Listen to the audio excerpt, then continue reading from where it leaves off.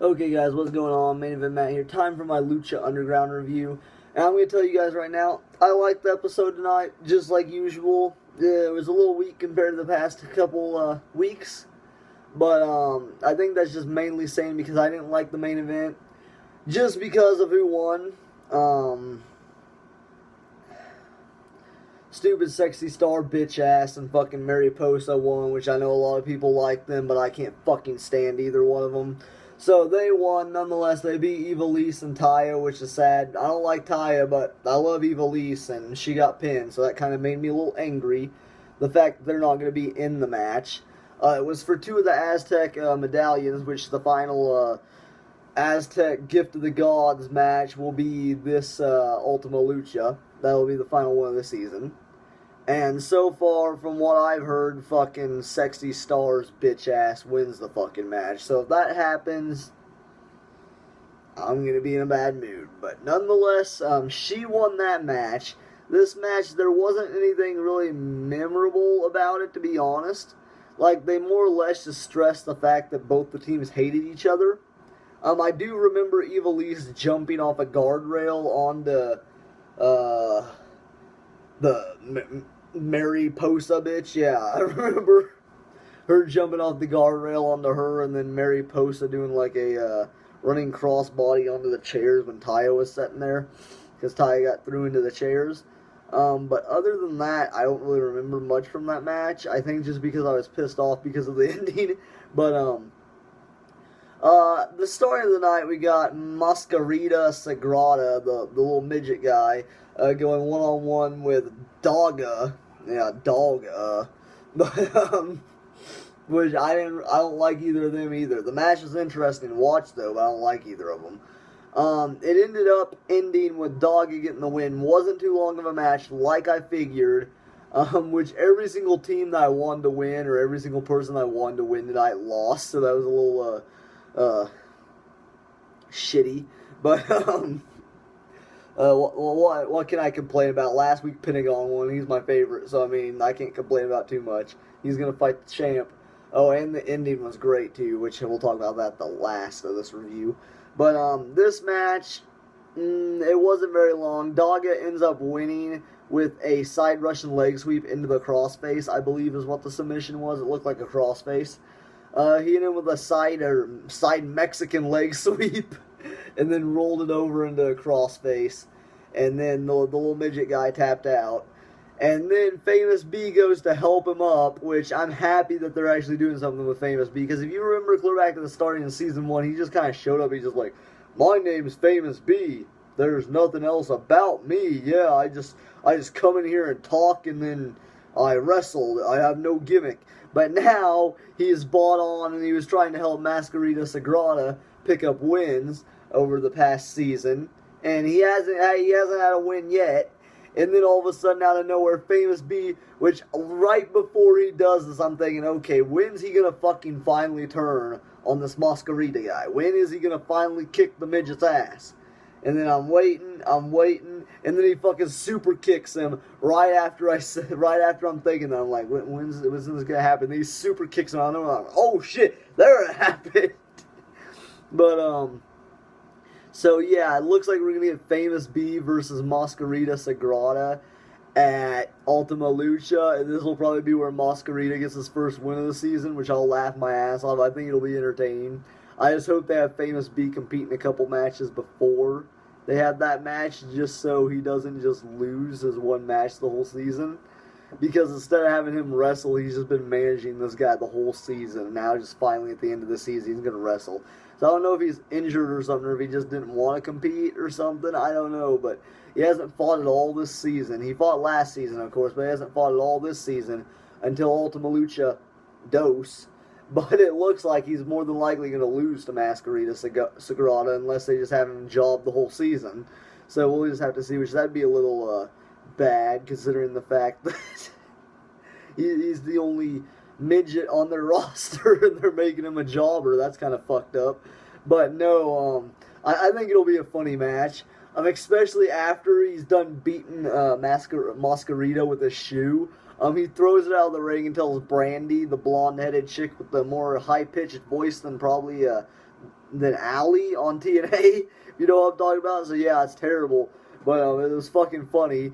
So basically, Famous B's a pimp, and Brandy's his hoe, and then Mascarita Sagrada is now going to be his bitch at Ultima Lucha, possibly, or he could beat his ass. Who knows? I just want to know what type of match this is going to be.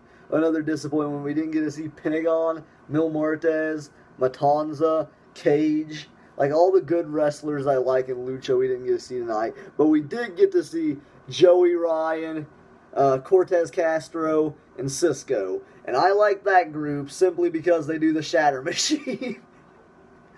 So, but nonetheless, this match was really good. This took up the majority of the show. And this was for 3 Aztec medallions. Every single match tonight was for an Aztec medallion. The first one was 1. So Daga picked up the first of 7. Then Mariposa and Sexy Star picked up another 2.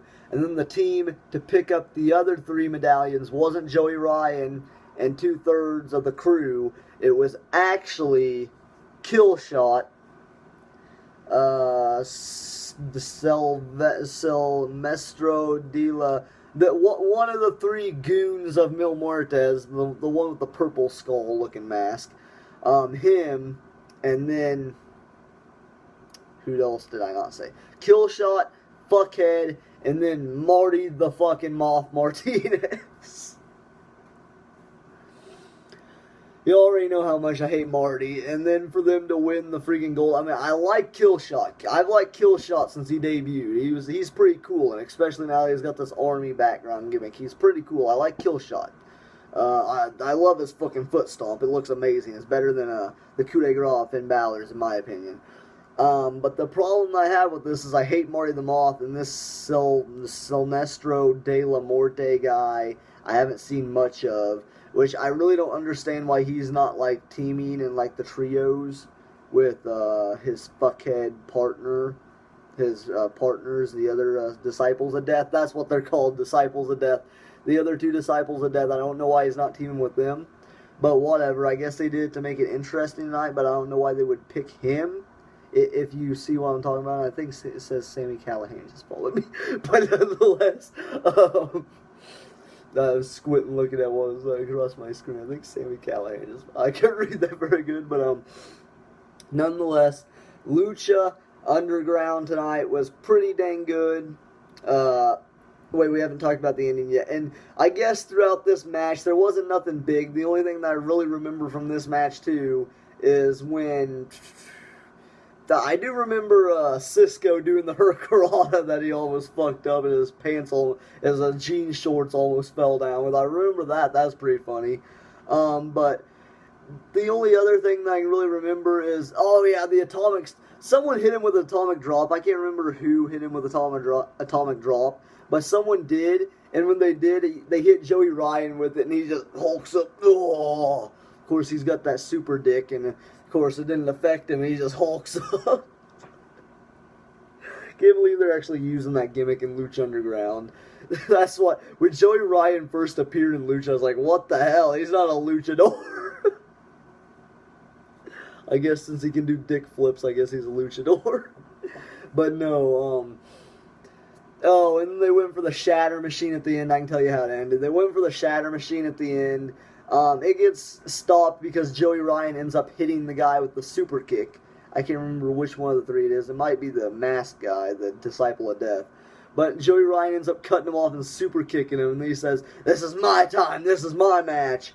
And then everything gets fucked up because I believe Marty the Moth comes up from behind, attacks him, and then sets him up for Killshot with the seated double foot stomp off the top, which was fucking awesome. Into the cover, 1, 2, 3. So Killshot got the win, but fucking Marty the Moth is now in the match. And I'm just looking at this fold right now for Ultima Lucha for the Gift of the Gods Championship.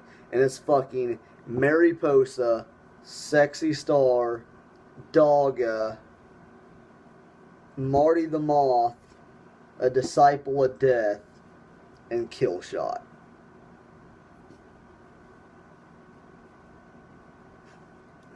Tell me if any of those guys are even believable to become Lucha Underground champion. Please tell me if you think any of them could, but Cage couldn't.